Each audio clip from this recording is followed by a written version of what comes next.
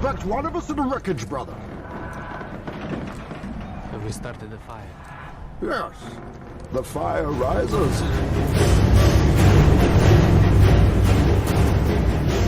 Oh, welcome, citizens of Gotham, to The Fire Rises, a Batman podcast focusing on all things The Dark Knight and his world. If you'd like to connect with the show, you can find us on Facebook, Instagram, and Twitter at TFRBatPod.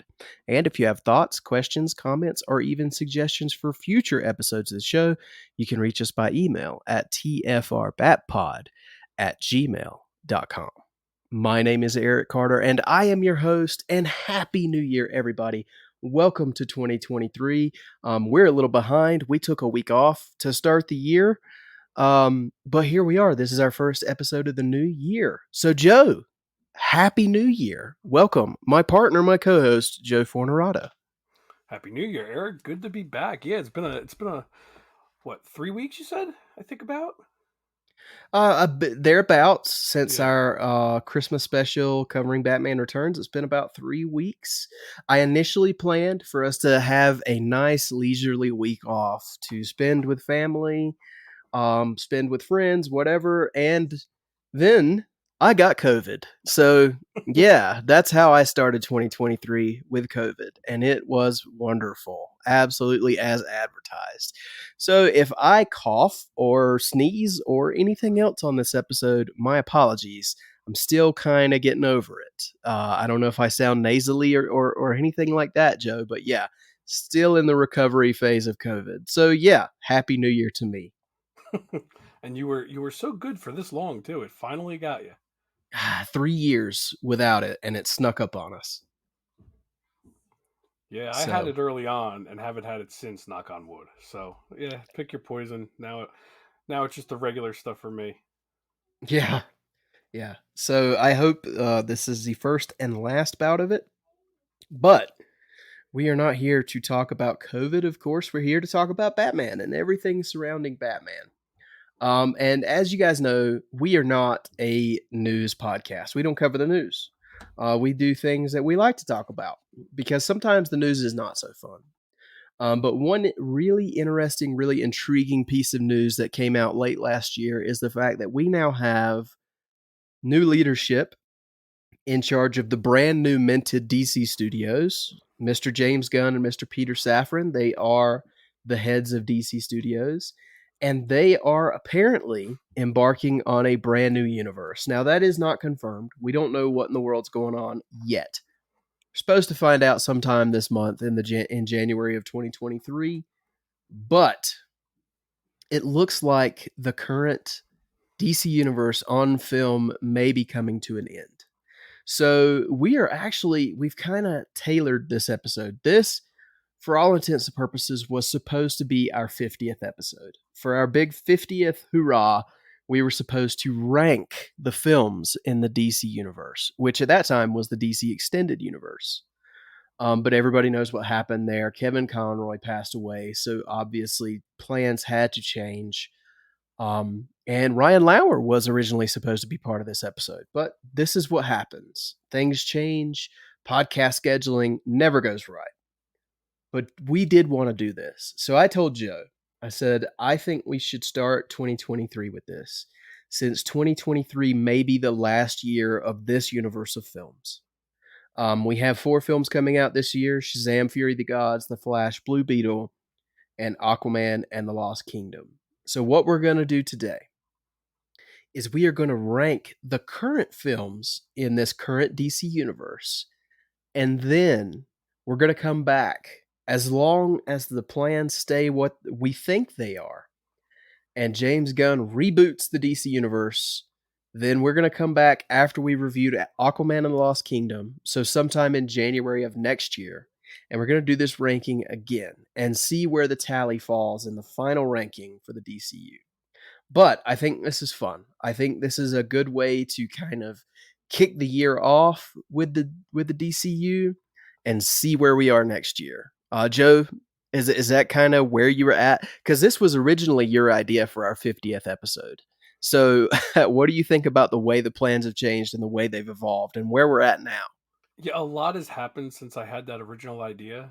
And Yeah. and it was almost like kind of like, well, we had the idea, let's just do it anyway. I think it would have probably been, after everything that has kind of come to fruition in the last month or two, it probably would have been better just to wait till next year. But we also don't know what the status is going to be with the films this year, and if they're going to be almost a transitional period, if they're going to be part of this existing timeline or what, we don't know. So we figured, screw it, let's just do it the way we had planned anyway. And I think it's kind of a fun thing to wrap up, like you said, wrap up this year or last year, and kind of just kind of put a pin in the the DC extended universe as it was, and now we can look forward to what's to come, because we don't know what's happening now that James Gunn and Peter Safran are in charge, and we're looking forward to that. So it's kind of more just a fun look back at what we've gotten so far, and we can discuss the ups and for the most part, for us, most of it is just ups, but we'll talk about the ups and downs and go through it real quick. Yeah, absolutely. And just to set the ground rules for this, one thing I did want to make known, we will be ranking 12 films, because that's what we've got right now in the DC universe. We will be ranking both versions of Justice League, just to make that perfectly clear. Um, these are just opinions. So just so everybody knows, there is no maliciousness here. There's no I don't know, that there shouldn't be any controversy over opinions, but that's where we're at. Um and I would like to have it known, and I'm pretty sure you're right there with me, Joe. I don't hate any of these films. Out of the 12 films we're going to talk about today, don't hate any of them. And there's only one that I really actively dislike.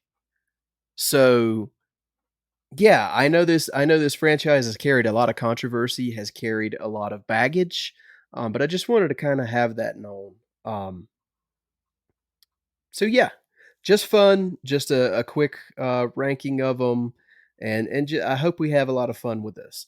I did also want to say, since we brought up James Gunn, really quickly, right off the top, I did want to mention Peacemaker, the TV series on HBO Max, because it is a part of this universe. But we're kind of going to go by letterbox style here, so we can't really list Peacemaker because it's a TV show. But I did want to bring it up because if I did rank it, I'll be honest with you, it would probably rank pretty high. Peacemaker was certainly a highlight of last year for me. I was really blown away by the heart in that show, and I think it's absolutely raunchy. It's You can't watch it with any children whatsoever. But it was fun from start to finish. I thought it was the most nuanced I've ever seen John Cena as an actor on screen. You saw a lot of different sides of him. I thought he played that part very, very well, and I can't wait to actually look back at and watch Peacemaker again. So, Joe, I wanted to give you a minute too. Any thoughts on Peacemaker? I'm with you. I really liked it. I really didn't know what to expect going in either. I wasn't like over the moon about, excitement for it or anything like that, but man, I had a lot of fun with it, and I agree, the heart that was in that show. And I actually recently rewatched it. I rewatched it I want to say in November. I rewatched the entire series for the first time, and it is even better on the second watch, because there's no I had none of that like the preconceived attitude towards the humor. I was able to accept it for what it was, and yeah, some of the humor might have been over the top or in weird places, that kind of thing for me. But man, the heart in that show, and like you said, John Cena carrying the weight of that show. I mean, he was amazing. Really, I coming off of the Suicide Squad, I did not expect to care for that character as much as I did. It was a great show, and as far as we know, we're still getting a season two, and I hope that's the case, because I'm looking forward to it. Oh yeah, hope so too. That would be another great addition to wrap up this version of the DCU. Would be to get another season of Peacemaker. And I'll go ahead and say this: I still really like that cameo from the Justice League at the end of the show. Yeah, me too. I do wish we would have gotten all of them. Yeah. But I still think it's fine the way it was done. I enjoyed it. It was a cool surprise when it happened, and um, yeah, we don't know what it means going forward, but we'll see. Yeah, for sure. All right, so let's get into the ranking. The rules work just kind of the same as every other ranking that you hear. We're gonna do it real fan style. I guess that's the best way to say it. We're gonna go back and forth with our rankings. If one comes up that hasn't been mentioned yet, we'll just say it, hold it for the time being, and talk about it when it ends up on both of our lists. Um, so Joe, there's no easy way to kick it off. The bottom film on your list. Let's start with number 12. What is the bottom? It's going to be the same as your bottom, as we are well aware. It's going to be the theatrical version of Justice League. Um, and Mhm. we had actually discussed this prior because I asked you if you were going to include it in the list or not. You said yes, so we're going to talk about it real quick. I'm not going to kill the film. When it came out, I enjoyed it. I took my nephew to see it. He enjoyed it. It is what it is. The drama behind the scenes aside, um, I had fun with it when it came out. If it wasn't for the CGI lip and the poor CGI in general in certain aspects of it, I could probably even still watch it and have fun with it. But that stuff takes me out of it so much. Mhm. And the film, because we now have a better version of it, I have no reason to really go back to watch it. I think I maybe have gone back and watched the parademon scene in the beginning with Batman just Mhm. to kind of see that again because I do enjoy that scene to an extent.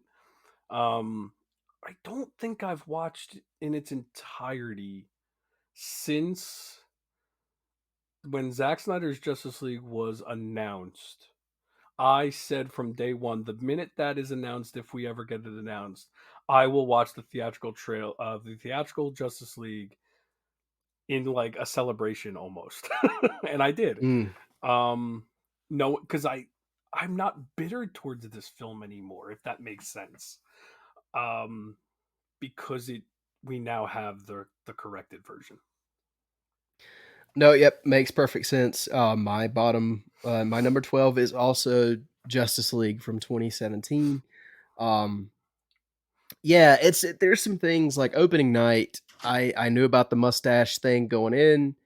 The mustache stuck out to me immediately from that opening scene, and yeah, there are a lot of parts of this movie that I really liked. Opening night, I was pretty fairly happy with the film opening night, and since 2017, I mean, it just has not aged well for me. Um, and now that we have the other version that we have, I don't have a lot of I don't have a lot of need to watch this one anymore. Um, and it's just creative choices that don't click with me. I'm like you. I'm not going to beat it to death. I do think there's some redeeming qualities in this film. I think it's a great version of the Justice League for you to pop in if you've got kids and you want to give them an intro to the Justice League. Because it plays a lot like I've heard Brendan say this one plays like a Saturday morning cartoon, and it kind of does. So yeah, that's where I'm at with that one. But again, not gonna beat it up, but it is the bottom of both of our lists. So Joe, your turn. Back to you. What is your number 11?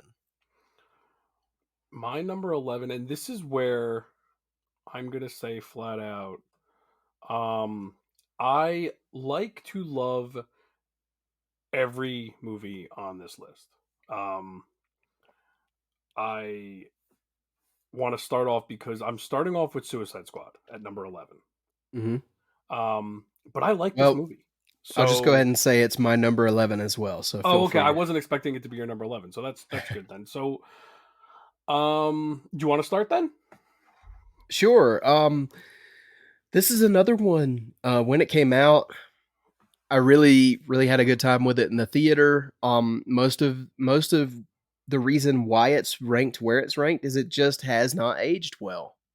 Um, it I don't know. It's that word that we hate to use. you and I, when describing like criticisms of a film, but it's true with this one. I mean, it's a mess. Um, it's there's just strange cuts in the movie.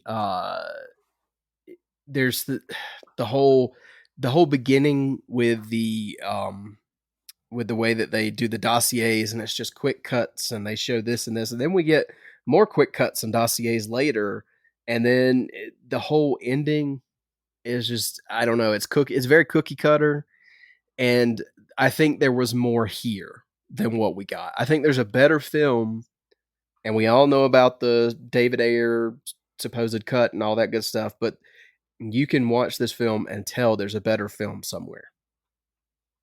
Yeah, and also I want to make it clear that I don't have it as my number 11 due to the fact that this isn't David Ayer's cut. It's Me not. either. I'm not judging it based off of that. It's not a principal thing with me. It's more just like you said. The film hasn't aged well for me, and I will say I think I saw this 3 times in the theater, and I think I started to like. I don't want to say get bored with it every other time I watched it, like as it went on, but it started to feel monotonous to me, where like you said, the dossier in the beginning for me, you know how I am with needle drops. To me this movie screamed cliche needle drops for the sake of needle drops when they were doing certain things, and it bothered me a little bit. um The rate of needle drops in this movie. yeah, it was like beat you over the head with it. Yeah. um but it just felt like, and again, I could still watch this movie and have fun with it. There's a lot to love about the movie too, but it just doesn't feel like it doesn't feel as special of a movie as I wanted it to be, or as the rest of, you know, as we get closer to the top of the list. It just doesn't have that feeling for me. Um, I Well, will you say, and I have both talked about how much we love the Batman scenes in this movie. oh yeah, and I will say the extended cut, it adds like another 10 minutes or so. I Hmm. do like the extended pieces. Yeah. I still think the bar scene.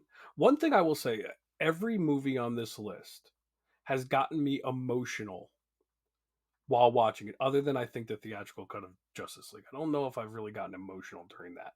Hmm. There's an emotional scene in every DCEU film, and that means a lot to me. That goes a long way for me. And to me, in this movie, the bar scene is that scene, and I love the conversation with Deadshot and Flag. And I think Flag's character is such a great character, and I think it's nice to see that he was built on later on in another movie we're going to discuss later. The cast of this movie is great, but it just, yeah, the movie itself didn't stand out to me like I wanted it to. Right. Yep. No, I'm with you. Okay. Well, I think I've said what I can say about that one. Let's move on to number 10, Joe. What is your number 10? Uh, to start with this one, I'm going to say Wonder Woman 1984. Okay. Um, but All my right. caveat with this will be the only reason I think I have this so low is Mm-hmm. because it's a sequel. And if I'm going to watch a Wonder Woman film, I'm going to watch the first one.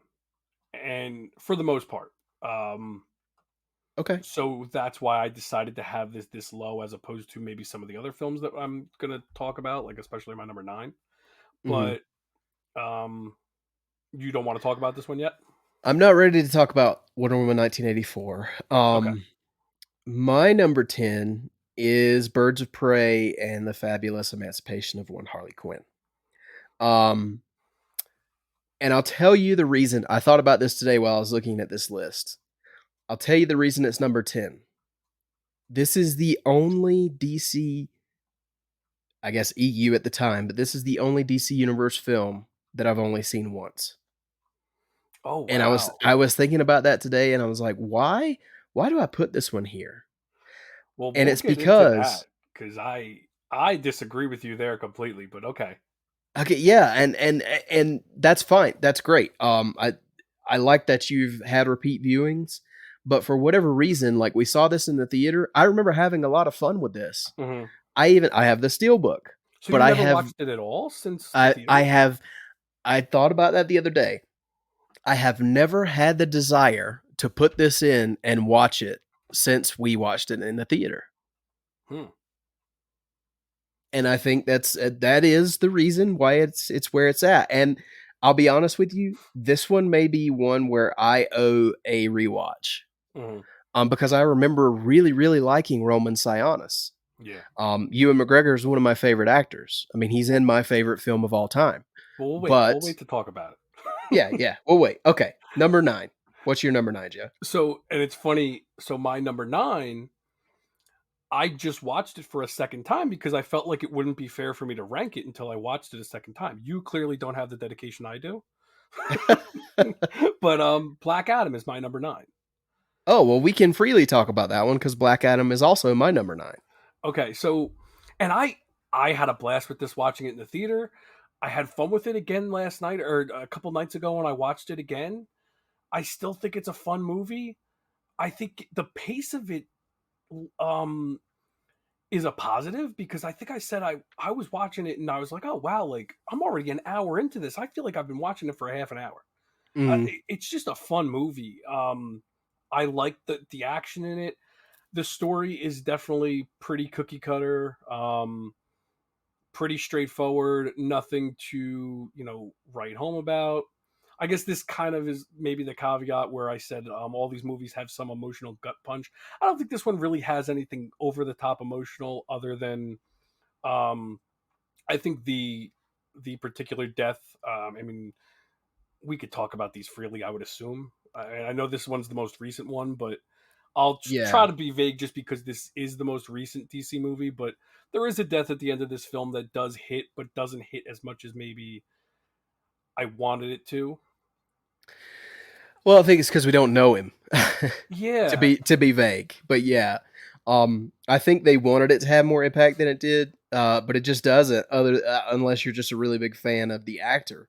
Hmm. Um, but yeah, it's just it is this film is a lot of fun. The reason it's as low as it is on my list is because it is just that. It's popcorn fun. There's Hmm. not a lot of substance to Black Adam. Um, there's not a lot of great storytelling. The storytelling is pretty straightforward. It's on the nose. Um, but I mean, yeah, it's just a super simple story. It goes really quick, like you said. The pacing is pretty good. It does not have a memorable villain. Um, and yeah, there's just a lot of reasons why it can.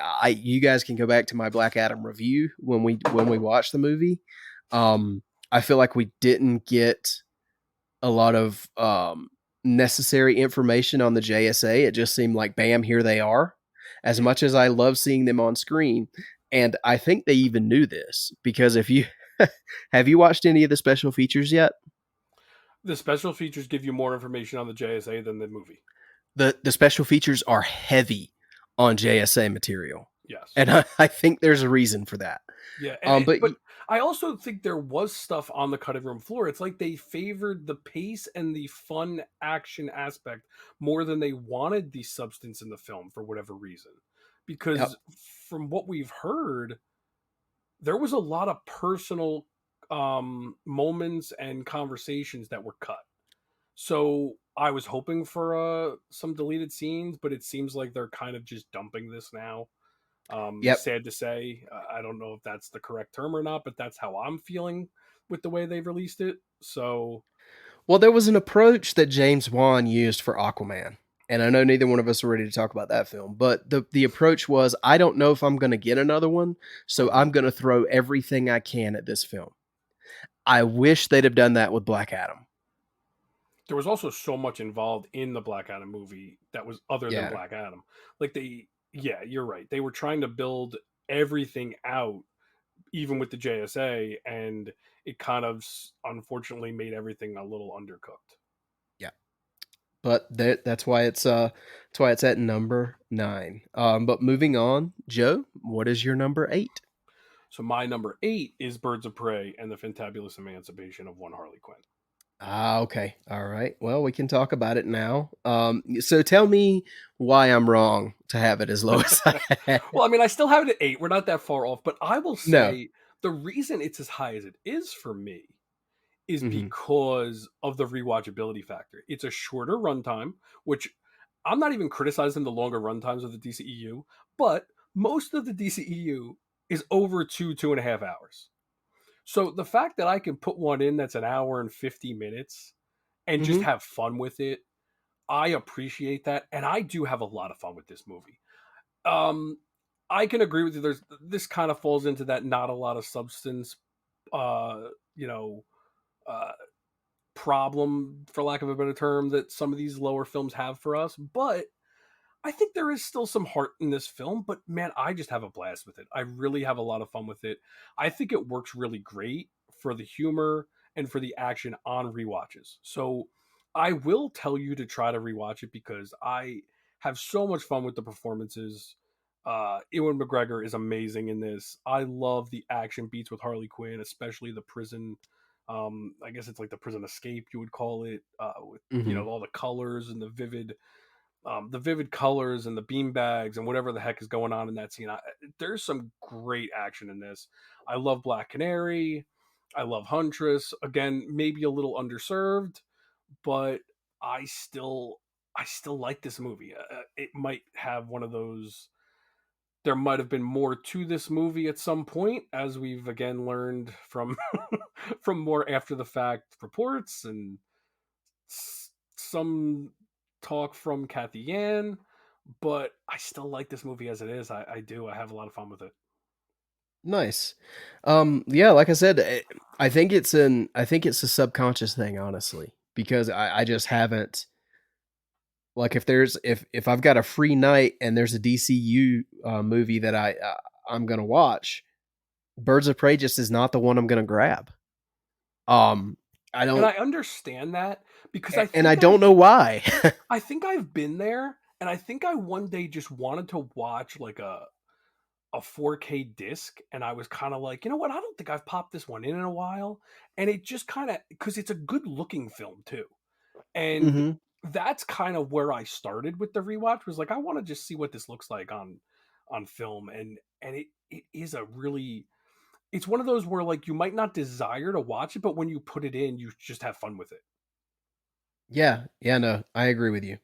I'm gonna have to give it a rewatch. So who knows? The order may change a little bit. I don't see it changing drastically though, from where it's at. Hmm. But again, none of these films I do enjoy I mean, pretty much all of these films. So, but my number 8, and we can talk about this one now, is Wonder Woman 1984.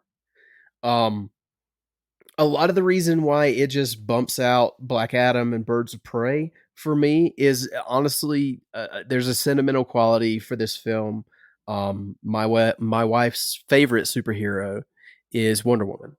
She loves Gal Gadot's Wonder Woman, and um, I think I just had so much fun Christmas morning of 2020 having this available. That's what we did for our Christmas. My wife and I were separated from family. We were halfway across the country, couldn't see anybody, but we had a brand new DC movie to watch, and it was Wonder Woman. So it was just a really cool day for us.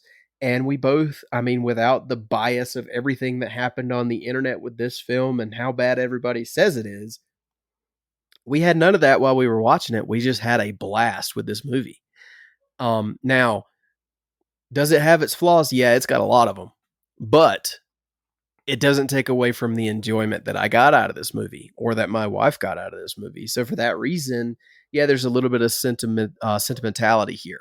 That's why it's at number 8 for me, and I still enjoy this movie. Yeah, the only like I said prior, I think the only reason I have it as low as I do is because if I'm gonna watch something, if I want to watch a Black Adam movie, I have the Black Adam movie. If I'm gonna watch Birds of Prey, I'm gonna watch Birds of Prey. Wonder Woman, 9 times out of 10, I'm probably gonna watch the first film. But Right. I will say one of the major factors with this one and why I do like it, and again, I say I like it because I do. I know it's low on my list, but my daughter loves this movie. And Hmm. it's one of the rare DC movies that I can watch with my 5-year-old. Yeah, for sure. I mean, it has that, and I think this is one of the things that Patty Jenkins was going for. It has that Superman 78 kind of Yes. quality. And that's the thing. Like, I know people criticize the whole 1984 angle where it's like it didn't need to take place in the 80s and blah blah blah. I feel like she was making an 80s movie, not Hmm. necessarily a movie that takes place in the 80s. Like No, yeah, it has a feel to it. yeah, and I don't know if I'm saying anything groundbreaking there. I'm sure other people have said it. I think a lot of people just discount this movie though as just being terrible instead of actually thinking about maybe what she was trying to do. And if you don't like it, that's fine. But I really do like this movie. I don't understand the vitriol that's thrown at this movie. Like it's the worst thing ever because I don't see that at all. Um do I wish that maybe Maxwell Lord was closer to the comics or just a different character altogether? Possibly, Hmm. but I still I it got me at the end with his relationship with his son. Um and I like Cheetah as a villain in this. I thought she did a great job. Yes, it's completely cliche, but again, I think that was intentional. If you don't like it, fine. I don't have a problem with people not liking this movie. If it doesn't work for you, that's good. It's nothing groundbreaking. It's nothing as amazing as the first film, but it's still to me a fun superhero movie with a great cast, and it's again, it's Wonder Woman, and yeah, it's got a Well, different tone. do you remember when the initial reactions were like, "Oh, this is great. This is going to be great." And then like what? A few hours into Christmas, it was suddenly the worst thing ever. Yeah, I don't remember when it happened, to be honest with you. I do think, and this might be completely out of line, and the people that love streaming are going to crucify me for it. I do think it's easier for people to bash a movie that they could sit at home and watch on the couch.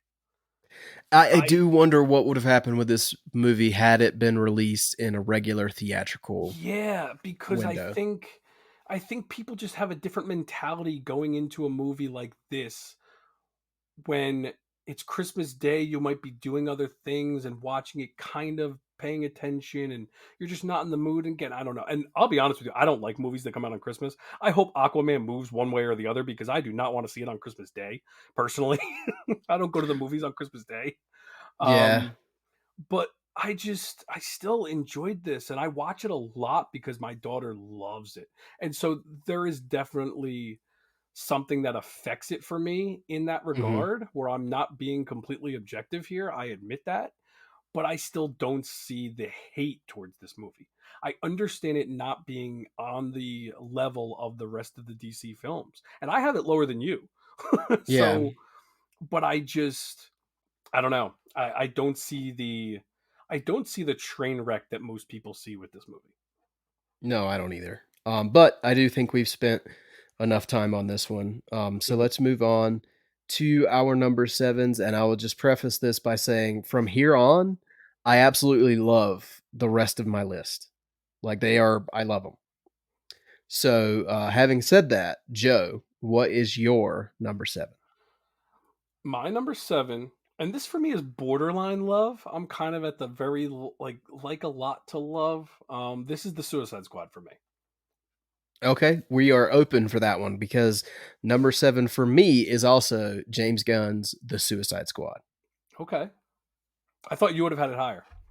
Uh, like I said, this is the top seven here. I love all of these movies. Yeah. And this one, I think the reason it lands at number seven, just outside of the rest of these films that I absolutely love, is that the rest of the films on my list are straight up well known, beloved, close to my heart superheroes. Yes. And the Suicide Squad just doesn't have those. Other than Harley Quinn, I mean, there's nobody else there. But that shows you how impressive this movie was for me. That we took this whole cast of unknowns and outcasts and just made me absolutely love this movie. It's probably the funniest DC Universe movie, in my opinion. Yeah, I think I could agree with that. Way over the top for my Oh, liking at some points. But I think extremely violent. yeah, like it's the dark humor. I still laugh at the when they slaughter all of the good guys. Yeah. It's yeah, I think I agree with you. Like, because it's not these superheroes that we know and love, it's probably why I don't watch it as much as the rest of the list. But Hmm. it is still a pretty damn good movie, and there's a lot to love with it. But it's weird because I don't have a lot to say one way or the other, because there's nothing to dislike about this movie for me, but it's also not one that I will defend if people don't like it. Right. That's why it's pretty much right in the middle for me. Yeah. I'll be honest. I mean, I had so much fun with it. And I laughed so hard. I do have a hard time when people are like, "I just hate that movie." I'm like, "Really?" Oh yeah, I Um, don't understand the hate for it. I understand it not being maybe your cup of tea, but right. yeah, I don't know. It's such an interesting dynamic with me though that and I'm going to call this the Jamie Drooly effect. It's fascinating to me that there's Jamie is not alone on this. There's a lot of people that don't like the Suicide Squad but absolutely love Peacemaker, and that baffles me. Yeah, because I feel like at some points Peacemaker is even more over the top than this. Well, it is, and the tone is almost identical Yeah. to this movie. Yeah, I mean, it's definitely there's a lot of cohesion and a lot of carryover there, which I appreciate. But yeah, I had a blast with this movie. I remember you and I both went to go see this movie early Yes. with a fan screening, and I was really excited to talk about this movie after it was over. Um, so yeah, I mean, just the wild characters, and I mean, who would have ever thought that we would get Starro the Conqueror as a villain in a DC movie? And I think that might be almost one of those like double-edged swords where it's awesome that we got Starro the Conqueror in a DC movie, but he's fighting the Suicide Squad instead of the Justice League, which is kind of but I get it because like were you really going to have a Justice League movie where they fight Starro the Conqueror? So Exactly. it's What were the awesome. chances? Exactly. So it's awesome that we even get him in this fashion, and it is just a fun final act for this movie. And yeah, again, it's weird for me because I probably rewatch Birds of Prey more than this, but I will admit this is a better movie. So it's tough. Like it's hard because trying to differentiate between my favorite and the best, and trying to balance that. But I think I like this film better. It's just yeah, it's tough. But yeah, Yeah. I right in the middle for me. Gotcha. All right. Well, let's move to number 6. What is in that slot for you, Joe? And I hope that our lists are not too similar from this point on because we have all of the same movies remaining. Um, but let's be honest, we all know that me and yours tastes are pretty similar, which is why we tried to get Ryan on the show for this. Yeah. So, but my number 6 is Aquaman. My number 6 is also Aquaman. Oh, damn. All right. Um, so I do love this movie. I do think because I always go towards that emotional core of why I have one ahead of another. I do think there's a great emotional beat at the end of this film with his mother and father meeting at the end. That gets me. But Hmm. this is just a blast of a superhero movie. Like you said, throw the whole kitchen sink into one movie if you're going to only make one Aquaman movie, and it is unabashedly an Aquaman movie. I mean, there is no shame whatsoever to the character of Aquaman when you're watching this movie. And I think that's what's so fun is how earnest this movie is. Well, not to mention this movie is gorgeous. I Oh, mean, it is. it is beautiful to look at. This is one of my go-tos if I want to like just look at some beautiful 4K scenery. It's I probably the popped this most movie beautiful in. 4K disc I have. Yeah, yeah, it's just gorgeous. And James Wan just went for it. I mean, he did not take it too seriously. Even though it's not like a goofball campy comedy the whole time. There are elements of that, but I mean, it is unabashedly a comic book film. And I love that. I love the fights. I love the costumes. Just the final battle between Ocean Master and Aquaman is just stunning to look at. It's fun to watch, and I really like the Indiana Jones esque adventure of this. You know how much I love Indiana Jones and his globetrotting and his adventures, and we get a lot of that here that I really really like. Um, and it's got, I mean, Manta is a great villain, and Ocean Master is a great villain, and they Mhm. don't walk on each other. It's No. not like you lose something to have the other. They work really well in tandem, and they're in the movie just enough. So yeah, And I organically too. yeah, and I had so much fun in the theater with this one. It was beautiful on IMAX, and then it's beautiful at home. So yeah, for all those reasons, that is why Aquaman is at number 6 for me. Yeah, and I also, I know the drama with Amber Heard aside, I don't mind her in this movie as an actress. I love Mara as a character. I love that they're partners throughout this movie. I think that's a fun dynamic, and I mean, I let's put it like it is. I hate to say this, but she's better in this than she is either cut of Justice League. yes, yeah, I agree. James So, Wan got what he needed to out of her. I will agree with that. yep. All right. Well, we have made it to the top 5. So, Joe, starting out your top 5, what is at number 5? So it actually pains me that I have this as low as I do Mhm. because I love this movie. Mhm. Absolutely love it. I have Shazam at number 5. Oh Jesus, are you serious? Yeah, well, oh God, we're just gonna I talk I the same I movies also over and have over. Shazam at number 5. I cannot say enough good things about this movie because I did not know what to expect with a Shazam movie. Mhm. And the the charm of this movie, the humor, the heart, everything with this movie works. The horror elements of it. I mean, I will say Sandberg is a genius with bouncing tone for this film because Mhm. my God, this film has everything. The humor works, the emotional beats play out without being undercut by humor, and the scary moments are allowed to be scary but not overly scary. I the family dynamic, I mean, I could talk about this movie. I would love to do a review of this eventually because I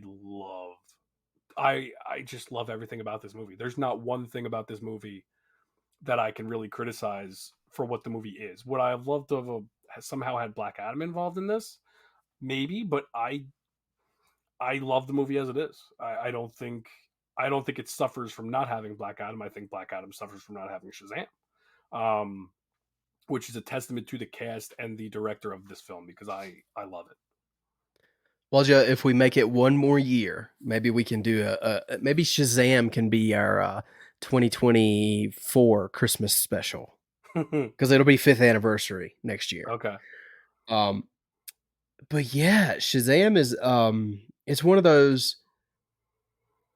I think it says a lot about Shazam by the fact that it's in both of our top 5s. Because if you would have told me before I ever saw that Shazam will be in your top 5 of your DCU ranking, I would have told you I expect to have fun with this, but there's no way it's going to be in my top 5. Because it just didn't seem like the kind of movie that at the time would make it that high on my list. But man, there is so much.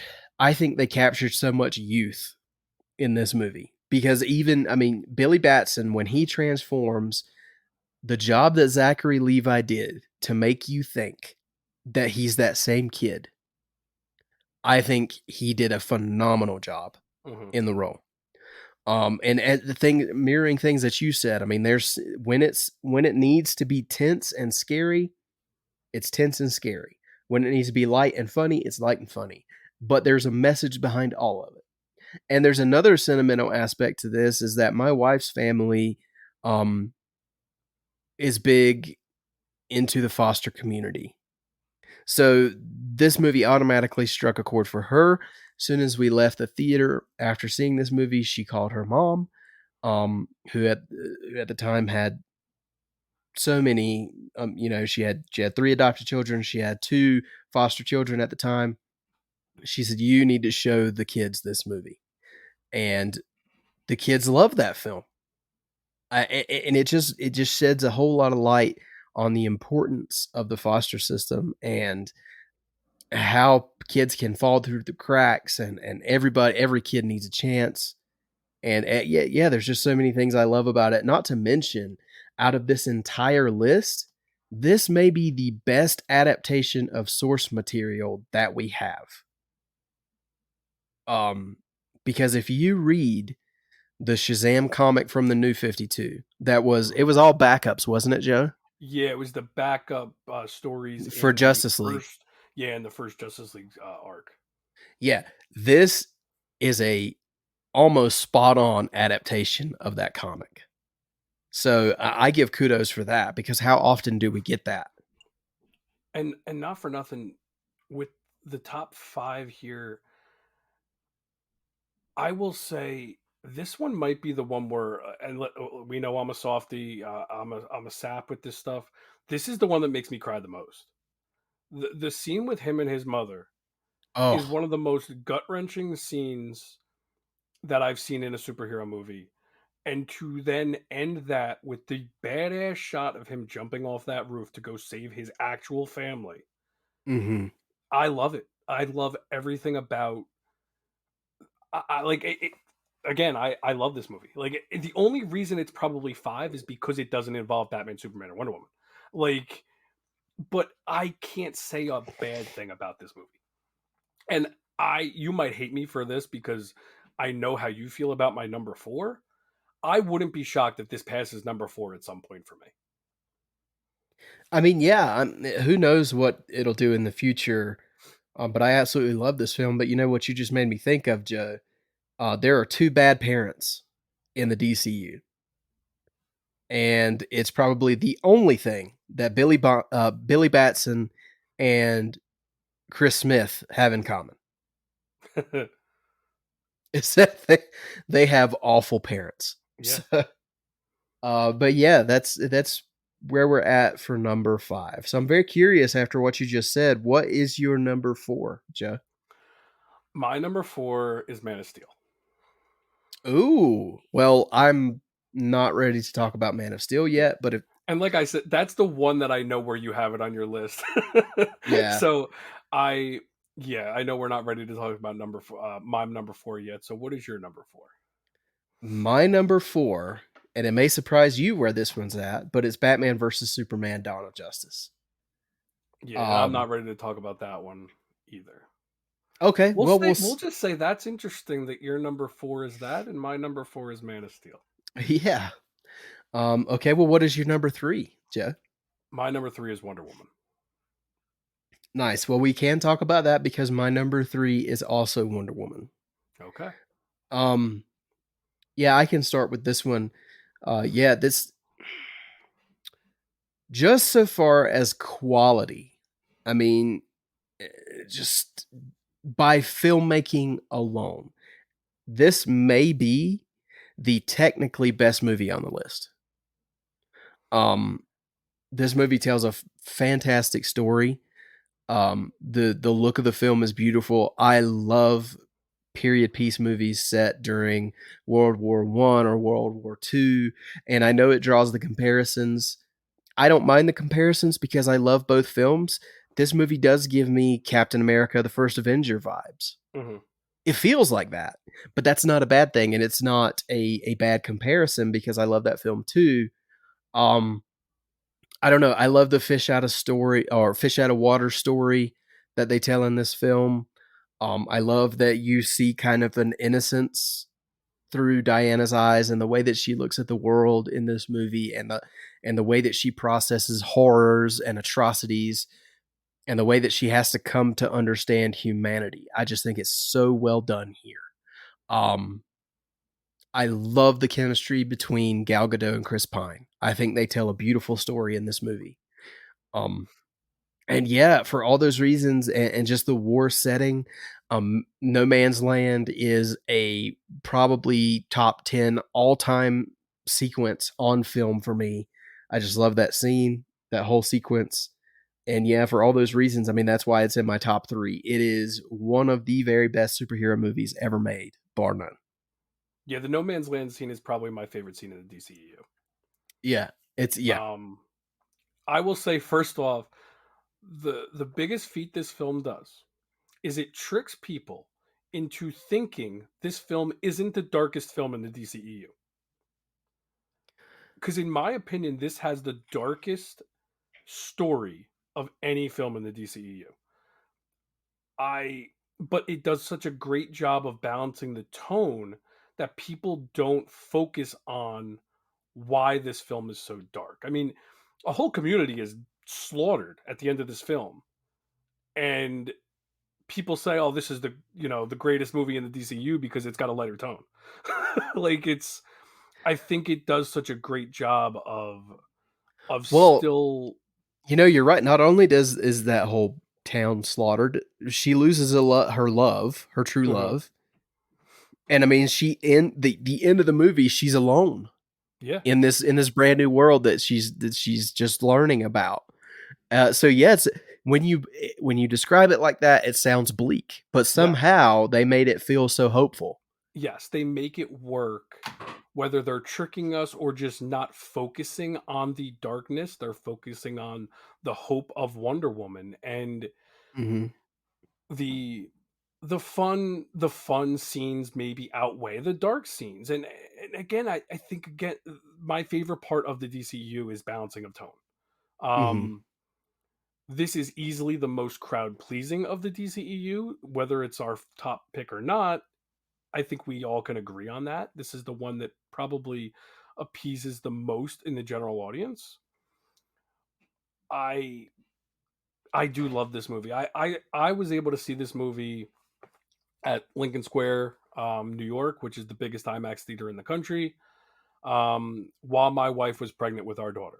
So this could not have more of an emotional meaning to me than it does.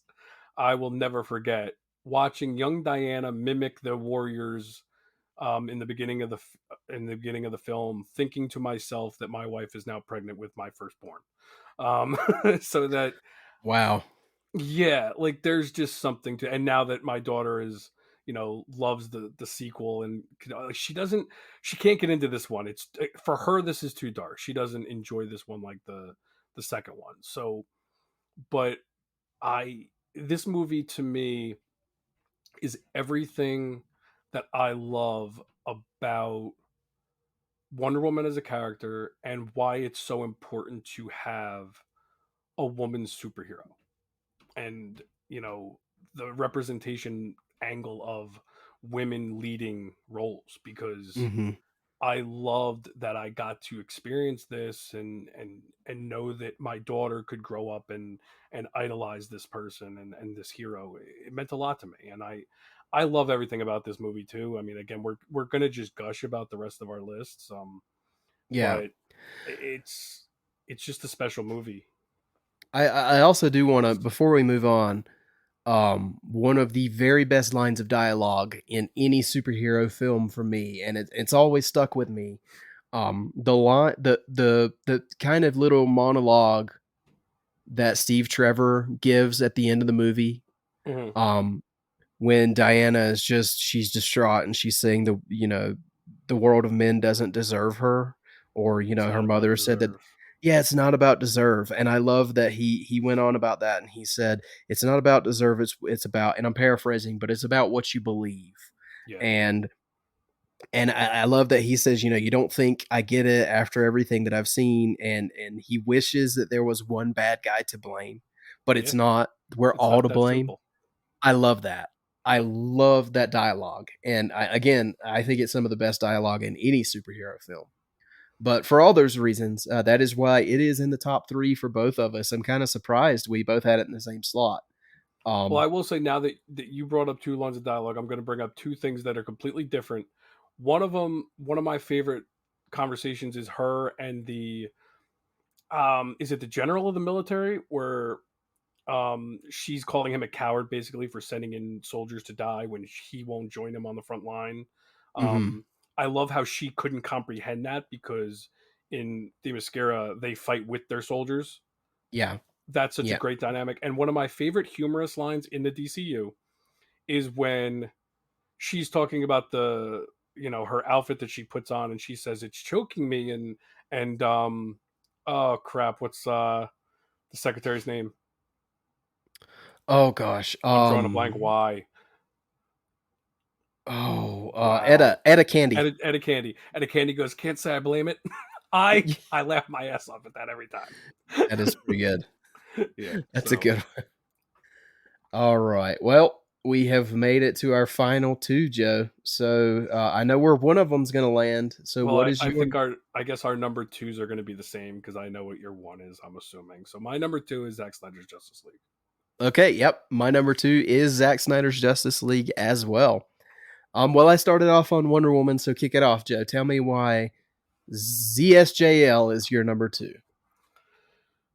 It's my number two because it's I can't even say why it's not number one other than when I get to my number one, but I I can't believe that it lived up to the expectations we all had for this mythical film that we petitioned for years, and that could have very easily been a train wreck. Could you imagine after this this legend of a movie that we all had built up in our heads for years Mm. upon years, it could never live up to those expectations for us, even though we knew we were going to love it. The fact that people that didn't think they would love it love this movie, people that hated BVS, admit this is a good movie. It was Hmm. the movie in itself is amazing. I love that we have all 4 hours of it. I love that we got everything Zach wanted to do with this movie. Um, yes, I do have some nitpicks with this movie. It is not perfect. There are things that um, definitely, as far as changing some things here and there, maybe it could have been better. But again, as a Justice League movie, it is everything I wanted. We have a 4 hour Justice League movie, which to me is just as good as having a part one and a part two that are 2 hours each. Like we have this amazing epic Justice League movie, and I love the fact that it kind of vindicated everyone who wanted this movie, because if this movie came out and it was a train wreck, that would have gone the other way. Yeah. There was a lot of pressure on this movie for things it didn't deserve.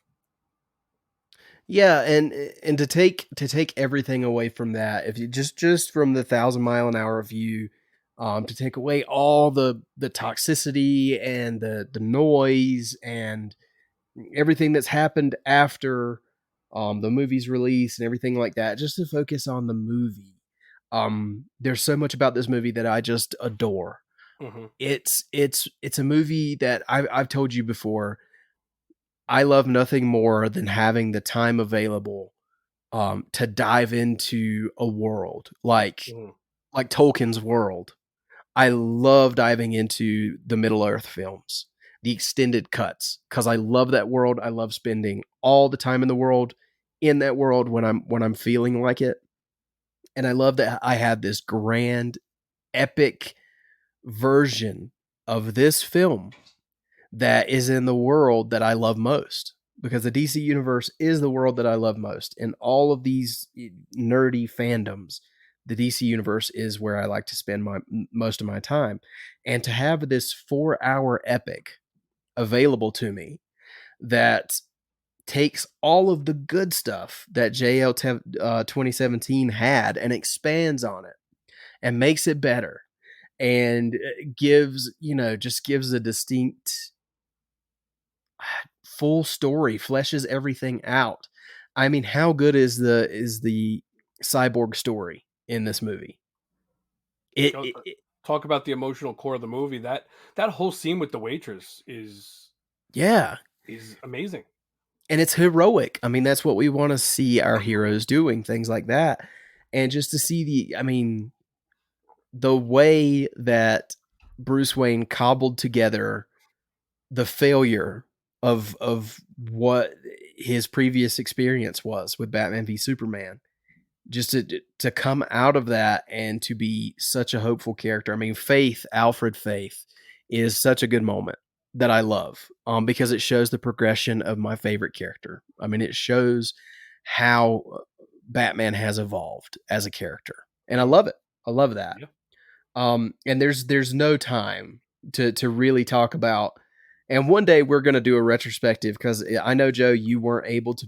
I didn't have you on the Zack Snyder's Justice League review. You're gonna hold that over my head probably until Yes. the day that we both die, unless we get a review done, a Yeah, retrospective or unless we something. do some type of retrospective of it. But yeah. Yeah, we could talk about this film for hours. And I will say thank you to Zack Snyder for putting chapters in this because it makes it easier for me to rewatch it. Yep. Because I don't usually have 4 hours, so I will just put on a chapter here and there. Um, Even the disc, having two discs, I'll put one disc in tonight, one disc in tomorrow. It's I have it on in the background right now while we're recording. I love this movie. The 4 hours flies by. It's amazing how a 4 hour movie. I remember watching it for the first time and thinking, "Oh my god, I'm already 2 hours in." No, like I only have 2 hours left. Like I don't want this to end, and that doesn't happen with movies.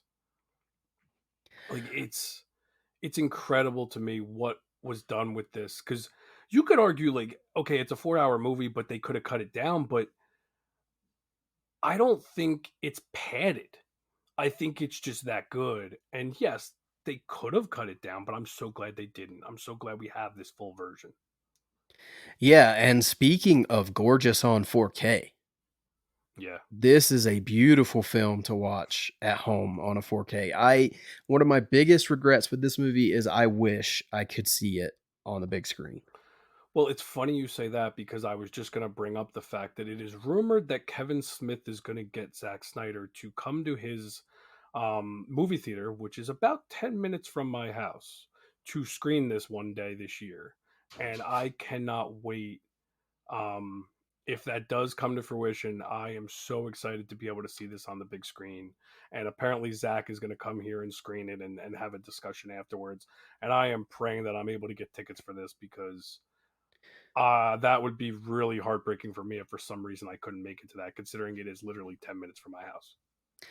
Um, Jealousy will be a top tier on that one if you get to see Yeah. it. But yeah, I would love to see this on the big screen one day. And it is, I mean, it's one of the, I think the announcement that it was coming and then just the anticipation of the day that this came out.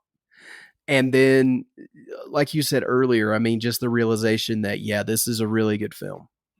Um, it just, I mean, was there a better feeling than going through all that? I mean, it was such a roller coaster getting there. And then when we got there, and regardless of all the bull crap that again, that surrounds it, at the end of the day, I mean, not only do I have, two other films in the trilogy with this one that I really love, but I have this one to cap it off. And if I Yeah. never get anything else, it's okay.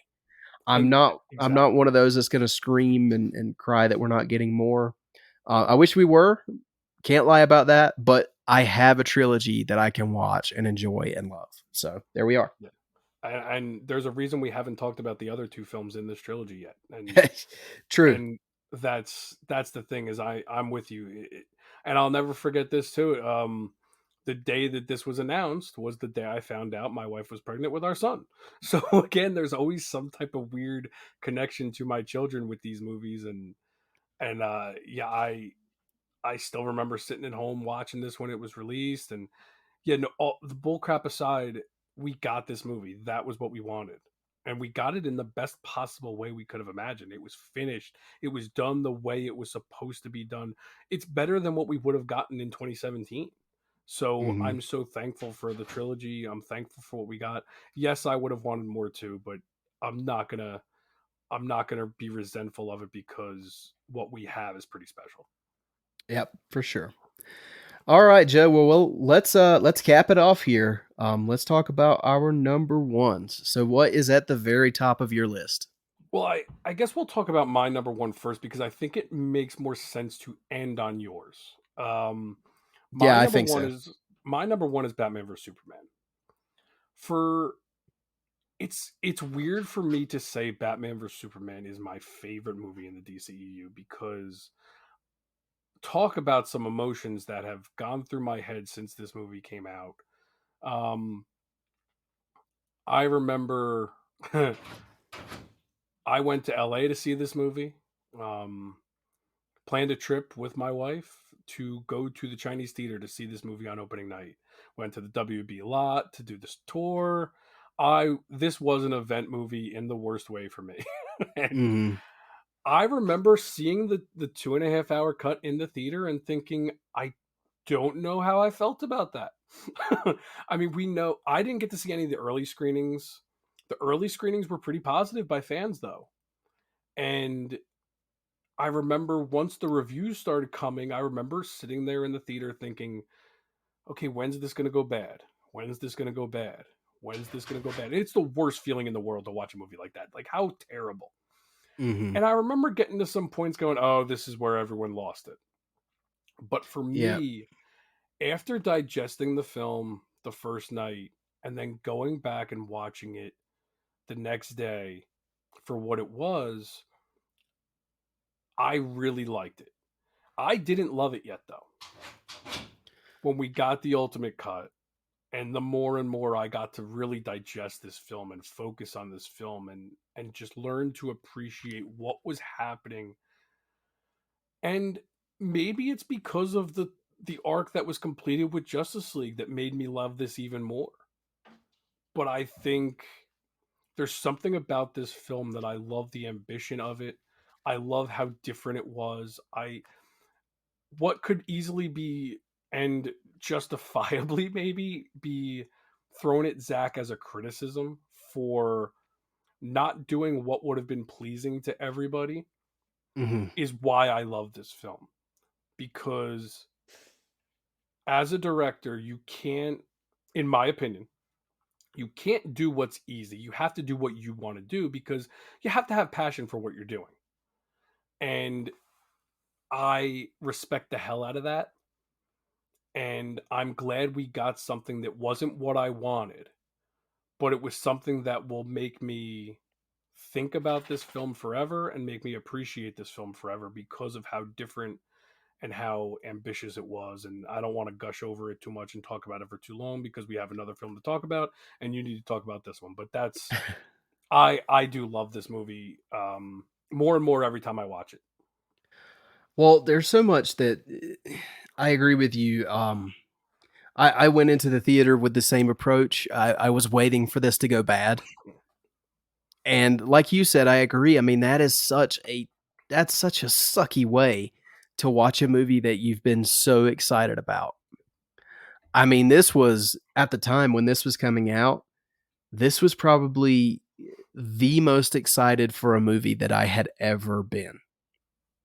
And this was coming post, The Dark Knight, which I was rabid over to see that movie. And just to know that we were seeing Batman and Superman on screen together for the first time, that was like a fever dream. And I was so excited to see this. And again, just going in with that, knowing what the reviews were and waiting for it to go bad, and it never went bad for me.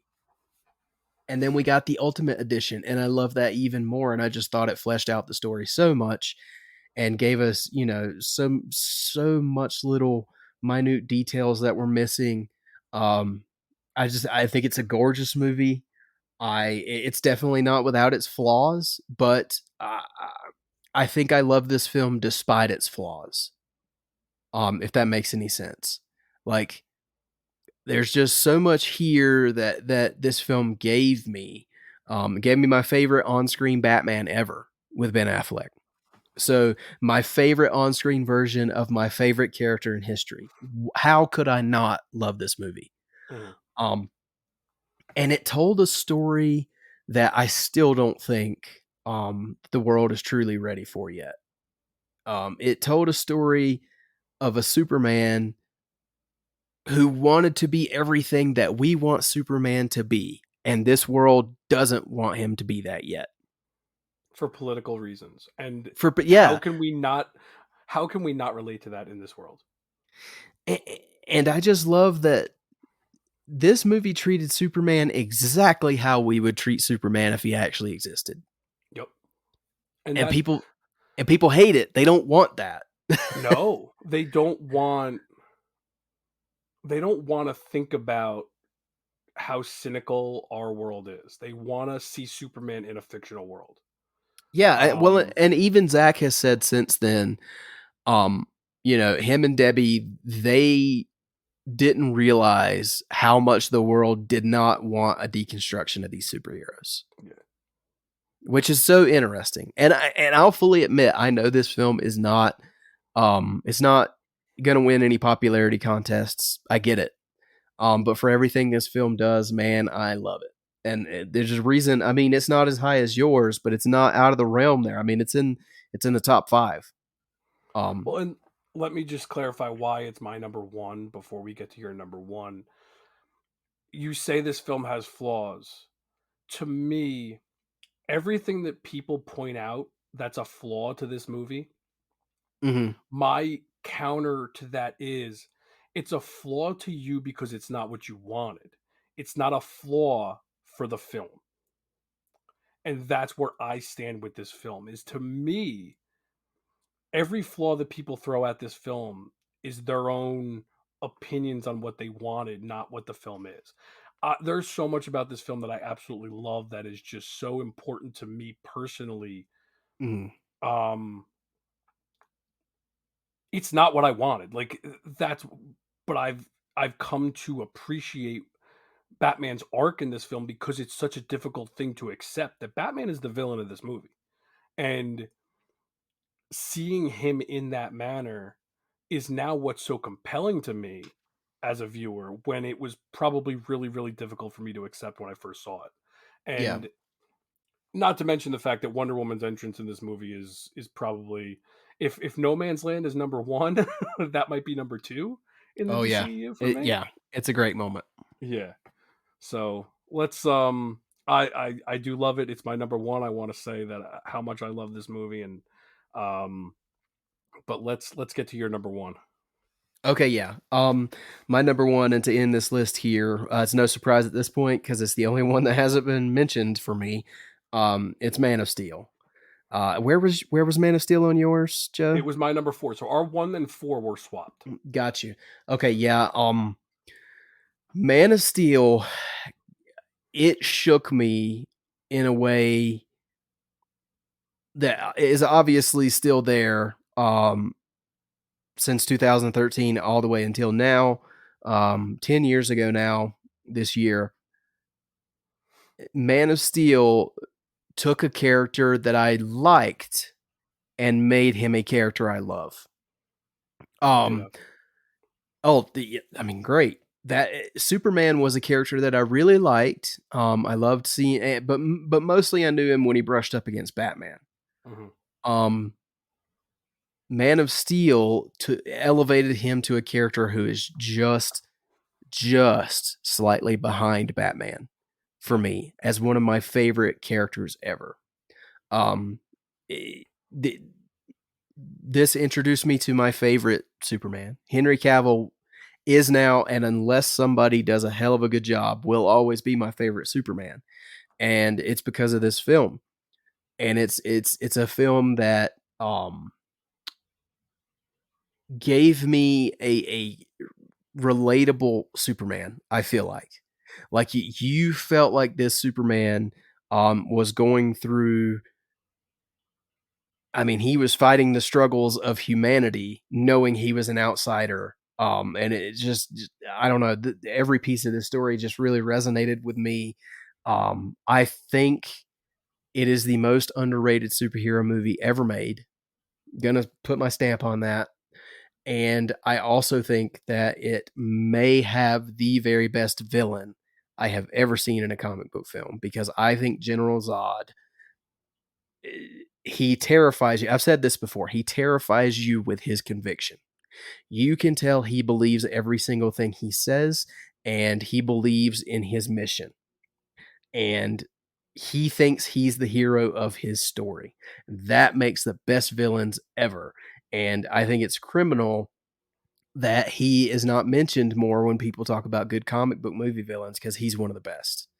But yeah, I love the score. I love the way this movie looks. I love the visuals, the battles, the way it ends. I even love the controversial moment because I love that Superman had to make the tough decision and he chose Earth, and I love it.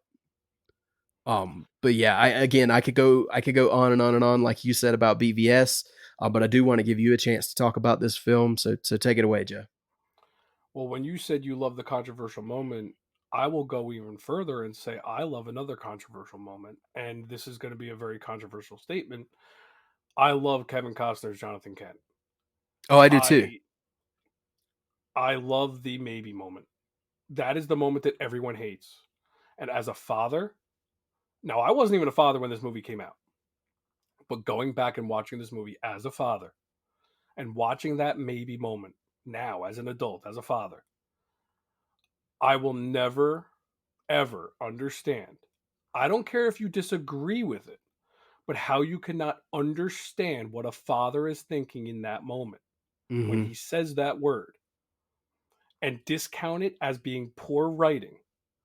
I can't stick with you there. Well, That is not to one of the mention most that, but that is one of the most emotional mhm. look on his face, like the acting in that moment and the writing in that moment to me says more than what most people do in full movies. Well, if you want to talk about realism, it's probably the most realistic parental moment ever in Parents a don't have comic the book answer to movie. everything, people. No, they Newsflash. don't. We don't. And you do put your kids before everyone else, Hmm. even if it's right or wrong, or at least you hesitate when you have to make that decision. And Yep. that's what's happening in that moment. So again, I can't talk about that forever. But I will say something else controversial with this. Like you said, you didn't love Superman prior to this movie. I didn't either. I will go a step further and say I didn't love Superman 78 or even really appreciate it until I saw this movie. This movie made me appreciate Superman 78 because, or just say Superman the movie, because I will never understand why people pit these films against each other.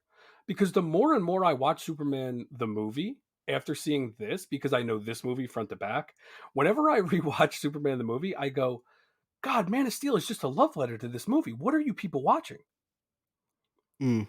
Like, there is so many similarities in the two films that I have learned to appreciate Superman as a character in all iterations. Because to his core, in this film and that film, he's still the same guy.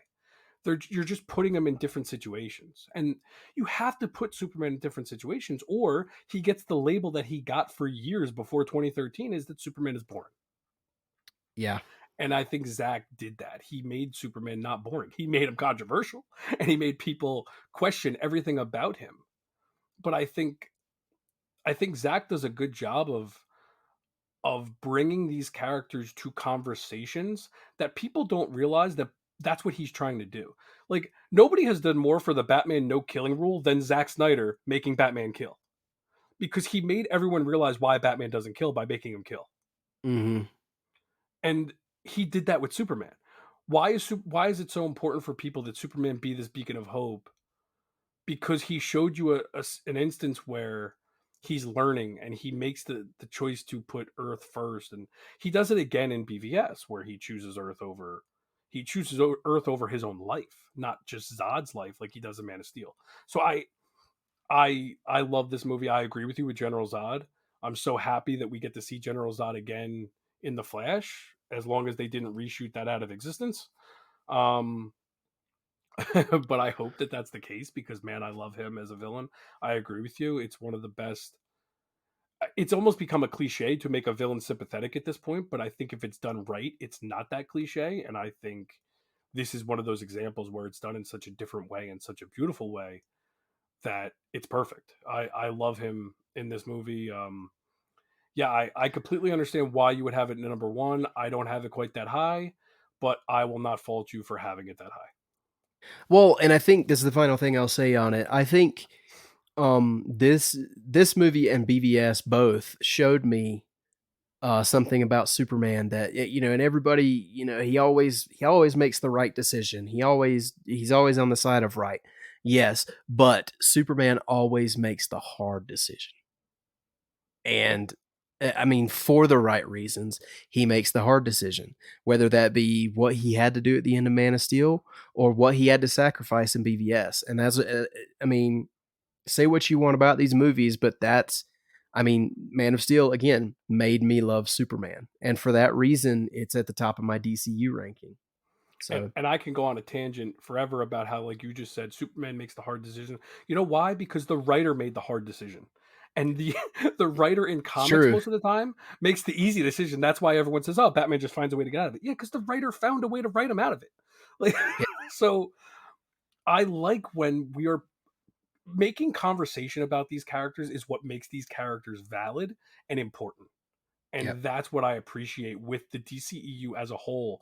All the films that we love in here have made us think about these characters and converse about controversy with these characters and what makes these characters who they are to their core.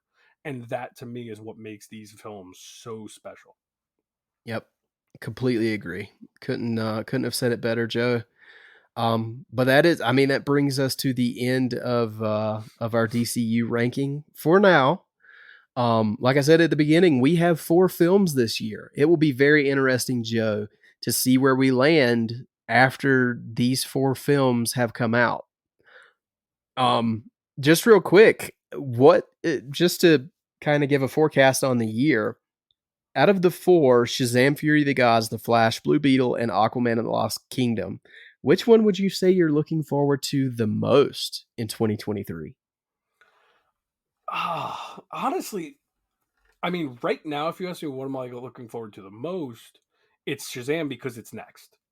But Mm, as far as all 4 go, I think The Flash has to be the answer because we it has the most promise of like what could be.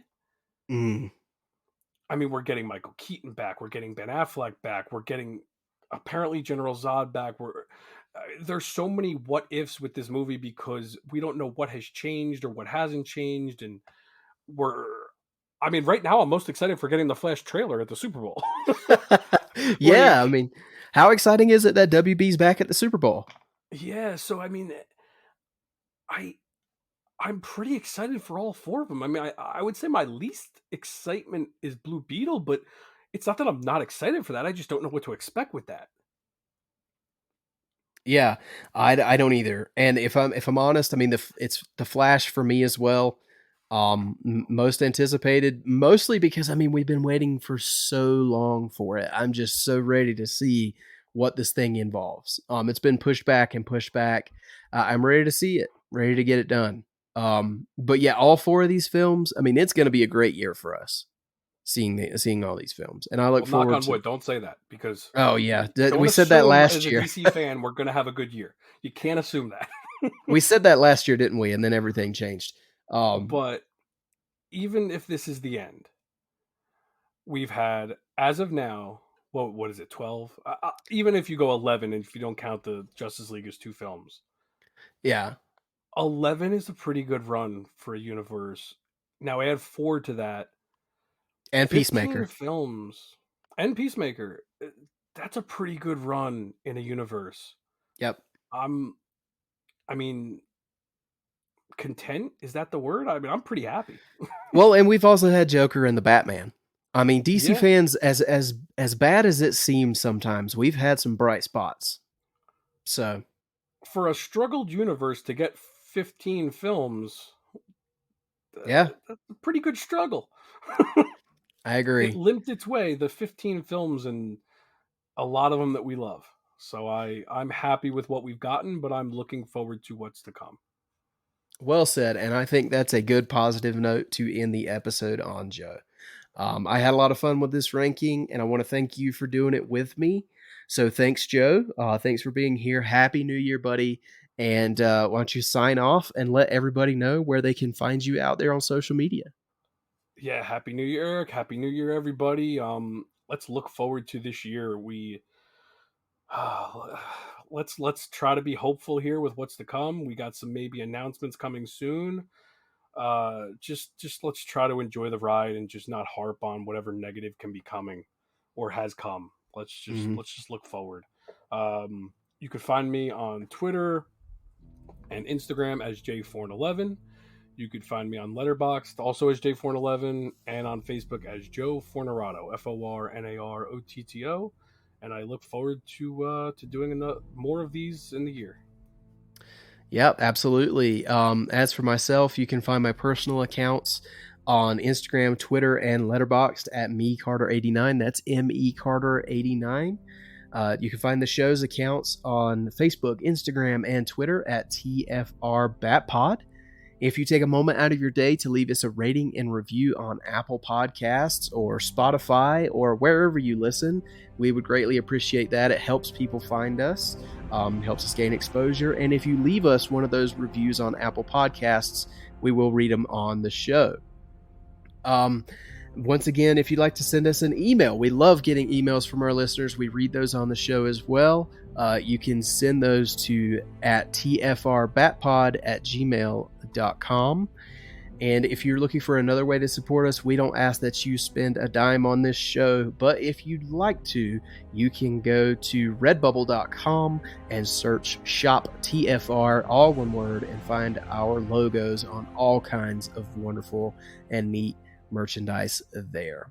But that's going to do it for our first episode of 2023. We will finish up Batman the Animated Series and our ranking and our episodes we have left there.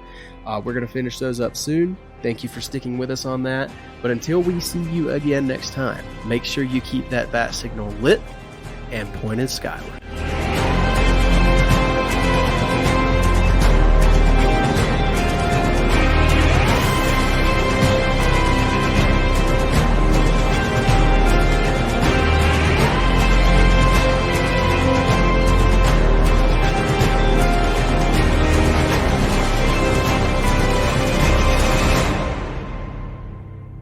Batman was created by Bill Finger and Bob Kane.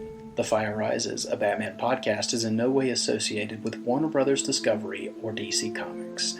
The thoughts and opinions expressed by the participants of this show are solely theirs and do not represent the companies that they work for. Thank you for listening.